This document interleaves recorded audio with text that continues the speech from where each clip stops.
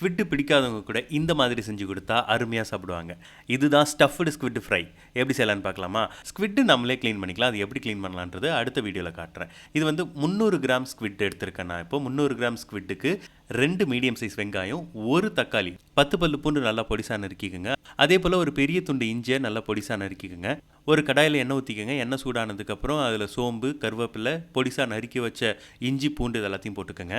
எல்லாம் போட்டு வதக்கிட்டதுக்கப்புறம் வெட்டி வச்ச வெங்காயம், தக்காளி இது ரெண்டுத்தையும் போட்டு நல்லா நொறுங்க வதக்கிக்கோங்க. வதக்கிக்கிட்டதுக்கப்புறம் 1 spoon garam masala, 1 spoon chicken masala, 1/2 teaspoon மஞ்சத்தூள், 2 டேபிள் ஸ்பூன் மிளகாய்த்தூள், தேவையான அளவு உப்பு. இதை மூடி வச்சு நல்லா எண்ணெய் பிரிஞ்சு வந்ததும் அதில் பாதி ஸ்குவிட்டை ஸ்மாஷ் பண்ணி வச்சிருக்கேன். அந்த பாதி ஸ்மாஷ் பண்ண ஸ்குவிட்டை இதில் போட்டு நல்லா வதக்கிக்குங்க. மூடி வச்சு ஒரு 7 நிமிஷம் வேக விடுங்க. அதுக்கப்புறம் அதில் துருவன தேங்காவை போட்டு ஒரு 2 நிமிஷத்தில் ஆஃப் பண்ணிருங்க.